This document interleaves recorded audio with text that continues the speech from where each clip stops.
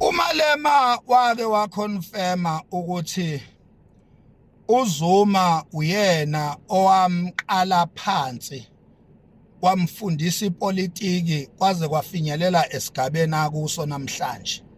uMalema wake waconfirma ukuthi ipolitiki uyifundiswa uJacob Zuma umsholozi. Wakuphinda futhi lokho wakuphinda wakuconfirma nangesikhathi ekade enkandla. Niyakhumbula isikhathi setiye likazwelonke leli ekwakuthiwa uMalema uyoliphuza enkandla, waphinde waconfirma futhi nalapho uMalema ukuthi ngempela umsholozi basuka kude naye.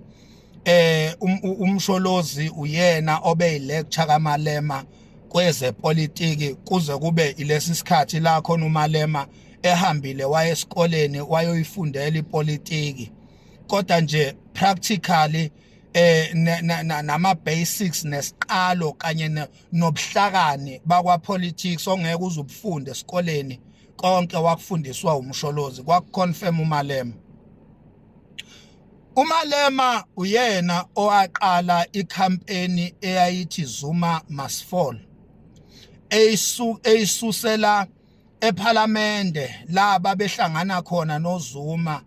uMalema emphoxe uZuma, uMalema amthuke uZuma, ambize ngazo zonke inhlamba. uMalema alithethise ikhehle elidala, alimemeze isinoma kanjani, alichaphe ngenhlamba njengenja phakathi ePhalamende.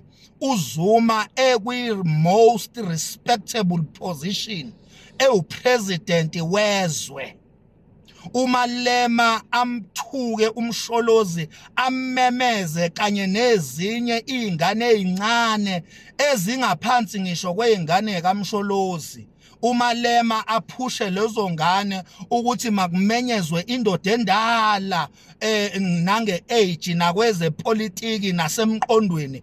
Kuthiwa izingane ezincane ezisabhodlubisi ayimemeze indoda endala, zichaphe ngenhlamba, zibize ngamagama, zingayihloniphi, zingayirespect phakathi ePhalamende, phambi kwama-millions and millions abantu ababebuka iPhalamende ngaleso sikhathi umsholozi ewupresident. Khumbula ukuthi esikhathini sokuthi umsholozi angene esihlalweni sobupresident ilapho la iANC yathola khona amandla. iANC yabuyela emandleni, kwakhuphuka izibalo ze-ANC ngenxa kaMsholozi ezayikade zehlile izibalo esikhathini sikababa uThabo Mbeki. Yathi uma sekumele ngene umsholozi esitulweni zakhuphuka izibalo ze-ANC. iANC yazuza amandla, yagain amandla. iANC yathandwa umhlaba wonke, ngisho ko-overseas, ngisho i-Afrika yonke iANC yathandwa.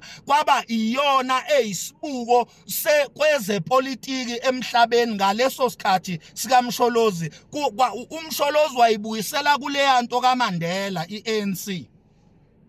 Kodwa umfana omncane nezingane zakhe ikhothamdidi zakhe lezi ezibizwa nge-EFF noFloyd Shivambu babemchapha ngenhlamba umsholozi, bemmemeza isinoma kanjani, bemmemezisa okwenja.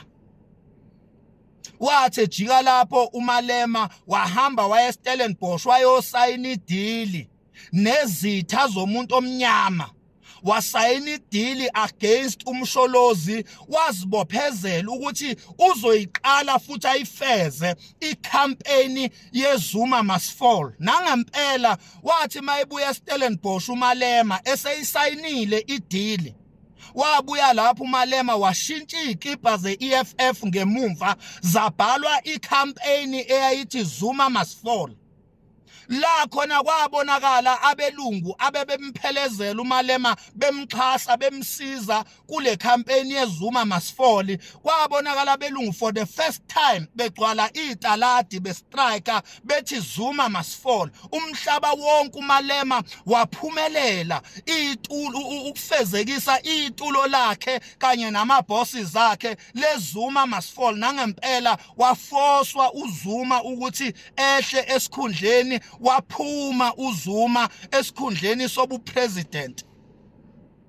Akagcinanga lapho umalema wamlandela uZuma noma engeseyena upresident. Siyakhumbula thina umalema esho phambi kwethu sonke sibhekile, ama TV ethu siwabhekile, ethi Zuma deserves to rot in jail, ekhuluma ngekhehla elalina more than 80 years old.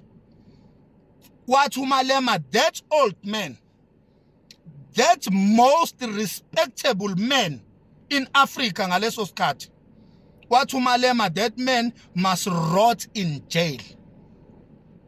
Nangempela icampaign kamalema yokuqeda nyango Zuma eyayimkhombe ejele uZuma engenze lutho umsholozi, kuthiwa wenze lokhu ngempela mawusubheka nawe sewuhlanganisa sewu-investigator kwathola ukuthi ngempela uZuma wayengenze lutho, kodwa icampaign yepropaganda yabelungu bethumela umalema yafezeka uZuma waboshwa.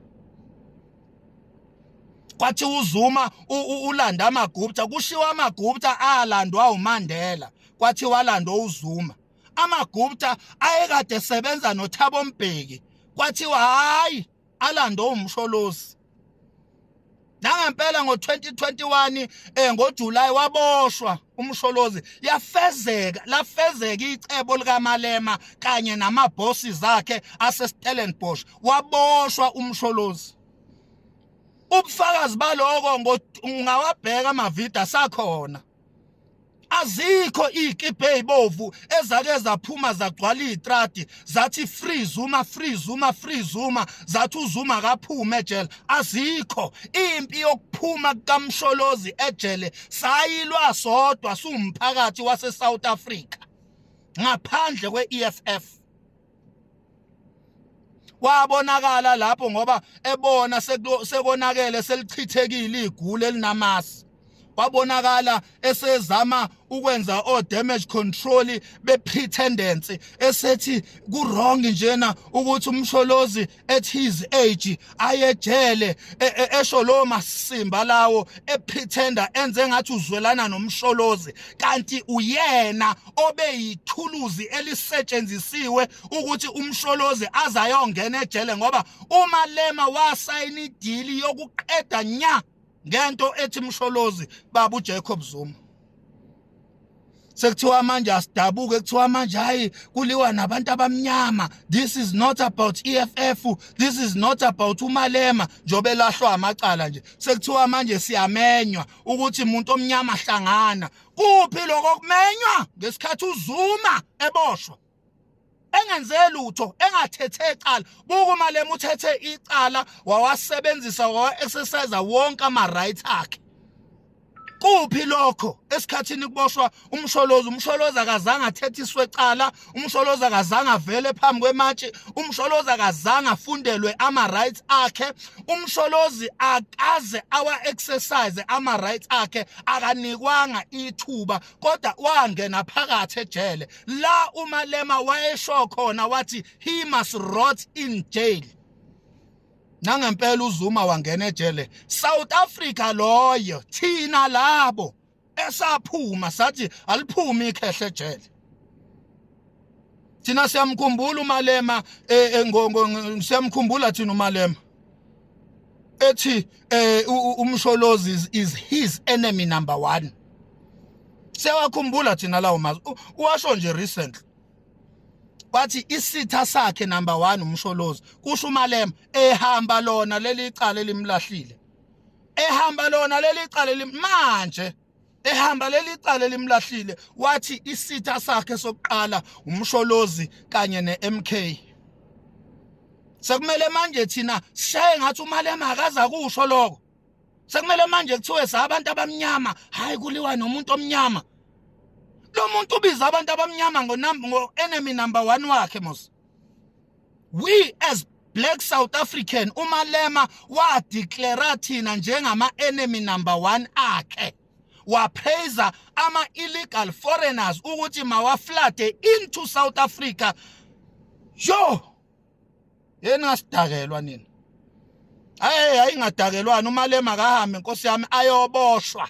Siyabonga nje. male